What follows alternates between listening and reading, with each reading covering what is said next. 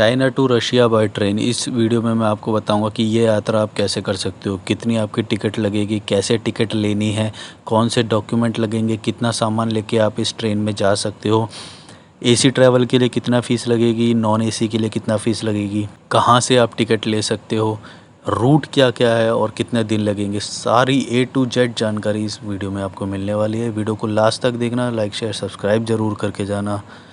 चलो शुरू करते हैं। लेकिन इससे पहले मैं आपको ये बात बता देता हूँ कि इस ट्रेन यात्रा को करने के लिए लोग दूर दूर से आते हैं, ऑस्ट्रेलिया यूरोप से लेकर करने के लिए आते हैं, बहुत दूर दूर से। और मैं इस पे वीडियो बना रहा हूँ तो सोचो कुछ तो इम्पोर्टेंट होगा इसमें। बहुत इंपॉर्टेंट ट्रेन यात्रा है ये, और वर्ल्ड की लॉन्गेस्ट रेल रूट भी इसे बोलते हैं। तो बहुत ही इंपॉर्टेंट रेल रूट है। अब अपनी ज़िंदगी में हर किसी को एक ऐसी यात्रा ज़रूर करनी चाहिए।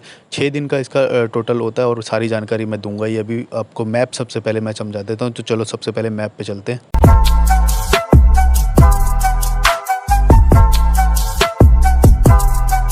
तो ये मैप में आप सबसे पहले देख सकते हो 3 देश आपको दिखाई दे रहे होंगे। चाइना पीले कलर में दिखाई दे रहा है, मंगोलिया हरे कलर में दिखाई दे रहा है और रशिया गुलाबी कलर में आपको दिखाई दे रहा है। चाइना में बीजिंग आपको दिखाई दे रहा होगा जिसमें लाल स्टार लगा हुआ है। यहाँ से 2 रूट निकलते हैं, आपको दिख रहा होगा। एक लाल रूट निकलता है जो कि मंगोलिया के अंदर से जाता है, और एक नीला रूट है जो चाइना से सीधा घूम के ऐसे जाता है और रशिया में घुस जाता है। यानी कि जो लाल वाला रूट है वो मंगोलिया के अंदर से जाएगा, और वो जो नीले वाले से जाएगा तो वो सीधा चाइना से रशिया में घुस जाएगा। तो लाल वाले रूट में आपको मंगोलिया का वीज़ा ख़रीदने की भी ज़रूरत पड़ेगी। अच्छा, अब ये बॉटम में आप देखो, लेफ़्ट हैंड साइड पे बॉटम में 2 बड़े बड़े कॉलम बने हुए हैं। तो सबसे नीचे वाले जो कॉलम में है उसमें K3, K4, K19 और K20 लिखा हुआ है। तो जो K3 और K4 है वो लाल कलर से लिखा हुआ है, यानी कि जो बीजिंग से जो लाल वाली लाइन जो जा रही है मंगोलिया के अंदर से होके जो जा रही है, ये है K3 और K4 का रूट। यानी बीजिंग से मॉस्को K3 और फिर मॉस्को से बीजिंग K4। तो इस तरह का रूट आप देख रहे हो, ये जा रहा है मंगोलिया के अंदर से। और इसी तरह से आप देखोगे K19 और K20 जो बीजिंग से मॉस्को जा रहा है और मॉस्को से बीजिंग सेम है, लेकिन बस वो थोड़ा सा घूम के जा रहा है और मंगोलिया को थोड़ा सा स्किप कर देता है वो। ये बस इन दोनों में मेन फ़र्क है। और जो मंगोलिया से जाएगा उसमें आपको मंगोलिया का वीज़ा लेने की भी ज़रूरत पड़ेगी। इससे ज़्यादा इन दोनों में कोई फ़र्क नहीं है।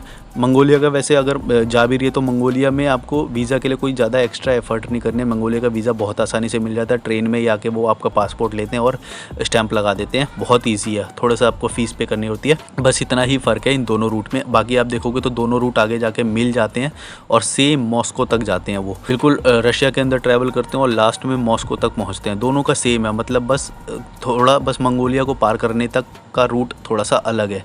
अच्छा, इसमें एक और डिफरेंस है। जो नीला वाला जो रूट आपको दिखाई दे रहा है, यानी कि K19 और K20 वाला रूट आपको जो दिखाई दे रहा है, इसमें सिर्फ एसी वाली ट्रेन चलती है। और ये जो लाल वाला आपको रूट दिखाई दे रहा है जो मंगोलिया के अंदर से जा रहा है, इसमें आपके पास ऑप्शन है, आप एसी वाली बर्थ भी ले सकते हो और नॉन एसी वाली भी, यानी कि 2 क्लास हैं इसके अंदर।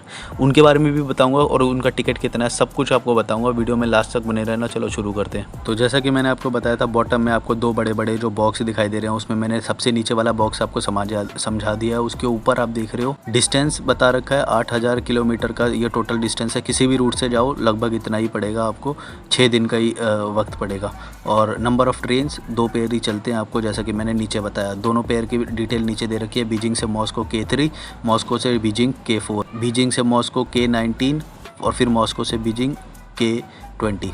और फ़र्क मैंने इन दोनों का आपको बता ही दिया है। इतना ही है इस पूरे रूट के बारे में, बस इतना है। और छोटे छोटे आपको दिख रहे होंगे स्टेशंस आते हैं जहाँ पे खाना भी आप ख़रीद सकते हो। लोग बेचने आते हैं इन स्टेशंस पे। कहीं पे 25 मिनट रुकती है, कहीं पे 30 मिनट, कहीं पे 1 घंटा रुकती है। और इसी तरह से आप चाइना के बीजिंग से लेके रशिया के मॉस्को तक सफ़र करते हो। अब इसके बारे में और कुछ डिटेल मैं आपको बताता हूँ, बहुत इंपॉर्टेंट। ये पूरी यात्रा आप आराम से कर सकते हो उसके बाद। तो सबसे पहले देखते हैं कि आप कितना लगेज ले जा सकते हो। तो लगेज फ्री बैगेज जो अलाउंस है, इसके ऊपर आपकी फिर फ़ीस लगेगी। लेके तो जा सकते हो लेकिन फ़ीस लगेगी। और फ्री कितना है? फ्री अगर आप एडल्ट हो तो 36 kg है जो फ्री होगा। एक टिकट पे 36 kg वज़न जा सकता है, और चिल्ड्रन का 15 kg। और बैगेज का साइज़ भी है 200 सेंटीमीटर है। लेंथ, विड्थ और हाइट मिला के तीनों का 200 सेंटीमीटर। तो ये वेट और साइज़ हो गया। अब क्या क्या फैसिलिटीज़ हैं जो कंपार्टमेंट आप जो बुक करोगे, जैसा कि मैंने आपको बताया था कि 2 तरह की फैसिलिटीज़ आप एक्सपेक्ट कर सकते हो। एक तो एसी वाला है और एक नॉन एसी वाला है। तो इस तरह का डीलक्स सॉफ्ट स्लीपर क्लास दिखाई देता है। डीलक्स मतलब लग्जरी क्लास, इसमें लगभग डबल होता है किराया और उसमें आधा होता है। मैं बताऊंगा, इसकी डिटेल आगे बताऊंगा। टाइप ऑफ बर्थ, ये जैसे कि इसमें बता रखा है टाइप ऑफ बर्थ, तो इसमें दो क्लास होगी, जिसमें जो फर्स्ट क्लास है उसके अंदर 2 बर्थ होंगी और जो सेकंड क्लास है उसके अंदर 4 बर्थ होगी। 4 बर्थ और 2 बर्थ, इन दोनों में बहुत सारे प्लस और माइनस पॉइंट है। मैं बता देता हूँ कि जिसमें 2 बर्थ होगी उसका टिकट महंगा होगा, जो 4 बर्थ होगी उसका टिकट सस्ता होगा। लेकिन मैं सजेस्ट करूँगा कि जिसमें 4 बर्थ है वो आप लो। इसके 2 रीज़न है, एक तो वो टिकट सस्ता होगा और दूसरा वहाँ पे बहुत सारे आपको लोग मिलेंगे जिनसे आप इंटरेक्ट कर सकते हो। और सिर्फ रशिया और चाइना के लोग नहीं होते, बहुत दूर दूर से लोग इस यात्रा को करने आते हैं, तो आपको बात करने के लिए लोग भी मिले। ये इसके 2 बहुत प्लस पॉइंट है कि आप 4 बर्थ वाला लो, उसमें आपको ज़्यादा फ़ायदा है। उसमें शायद एसी भी ना हो, पर मैं फिर भी सजेस्ट करूँगा कि आप 4 बर्थ वाला ही लो। इसमें बहुत सारा आपको फ़ायदा है, इंटरेक्शन करने को मिलेगा। और ये किसी ने बहुत कहा है कि यात्रा के अंदर लोग कैसा बिहेव करते हैं ना, वो उनका असली बिहेवियर होता है। तो लोगों को अगर जानना है तो यात्रा के अंदर जानो। तो ये बहुत एक इंपॉर्टेंट है कि आप 4 बर्थ वाला करो, टाइप ऑफ बर्थ। अब एयर कंडीशनिंग देख लेते हैं। इसमें बता रखा है, जो मैंने अभी पीछे बताया था, कि K3 और K4 में only deluxe soft sleeper carriage air condition देखो, और K19 और K20 में सारे एयर कंडीशन है। तो ये इनका एक डिफरेंस है। अगर आप मंगोलिया वाले रूट से जाते हो तो आपको दोनों ऑप्शन मिलते हैं, और K19 और K20 से जाते हो, आते जाते हो, तो एयर कंडीशन मिलता है आपको। K19 और K20 सेम रूट है, बस वो एक आने का है एक जाने का है, और K3 और K4 में भी सेम है। अब देखते हैं कि आपको पावर सॉकेट मिलेगा कि नहीं। अगर आपको चार्ज करना है, लैपटॉप चार्ज करना है, कैमरा चार्ज करना है, फ़ोन चार्ज करना है, तो ये सब चार्ज कैसे करोगे आप, क्योंकि हर देश में ना थोड़े अलग अलग सॉकेट होते हैं। तो इसलिए मैं सजेस्ट करूँगा कि आप जो है एक यूनिवर्सल एक चार्जर होता है वो आप लेके जाओ। वो सॉकेट किसी भी सॉकेट में फ़िट हो जाता है, वो कन्वर्टेबल होता है। तो ये एक इम्पॉर्टेंट पॉइंट है इसमें। पावर सॉकेट जो होता है, आप जो चार्जिंग पिन लेके जाओगे, जो चार्जिंग सॉकेट लेके जाओगे, जो चार्जर लेके जाओगे, वो हो सकता है कहीं कहीं पे किसी देश में ना लगे। तो ये आपको देखना पड़ेगा कैसे चार्ज करना है। अब खाना कौन सा मिलेगा, खाना कैसा मिलेगा इस ट्रेन में, तो एक तो रेस्टोरेंट कार्ड इसके अंदर अवेलेबल है, तो कोई दिक्कत नहीं है। और जहाँ जहाँ पे ये रुकती है वहाँ पे लोग बेचने आते हैं, और वो होममेड फूड भी लेके आते हैं कई बार। तो स्नैक्स वगैरह की तो कोई दिक्कत नहीं है, खाना की भी कोई दिक्कत नहीं है। बस वो थोड़ा महंगा हो सकता है या सस्ता हो सकता है, ये आपको देखना पड़ेगा। और बॉइलिंग वाटर भी हर कार्ट में अवेलेबल। सीनरी कैसी होगी, तो जो मंगोलिया से जा रहा है तो आपको गोबी डेजर्ट भी देखने को मिलेगा।